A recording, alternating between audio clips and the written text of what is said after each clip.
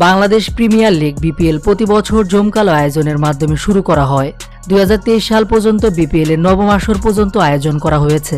আজকের এই ভিডিওতে আমরা জানব বিপিএল এ কোন দল কতবার চ্যাম্পিয়ন হয়েছে, অর্থাৎ আয়োজনের শুরু থেকে এখন পর্যন্ত কতবার কোন দল বিপিএল এ কাপ নিয়েছে। তো চলুন শুরু করা যাক। বিপিএল প্রথম আসর 2012। বাংলাদেশ প্রিমিয়ার লিগ বিপিএল প্রথম আসর আয়োজন করা হয় 2012 সালের 10 ফেব্রুয়ারি।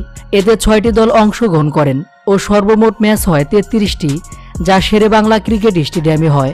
6টি ফ্রাঞ্চাইজিক দলকে নিয়ে শুরু হওয়া বিপিএল এ ফাইনালে ওঠে ঢাকা গ্ল্যাডিয়েটর্স বনাম বরিশাল বার্নার্স। ফাইনালে বরিশাল বার্নার্সকে 8 উইকেটে হারিয়ে বিপিএল এর প্রথম আসরে প্রথমবারের মতো শিরোপা জিতে নেয় ঢাকা। বিপিএল দ্বিতীয় আসর 2013। বিপিএল এর দ্বিতীয় আসর শুরু হয় 2013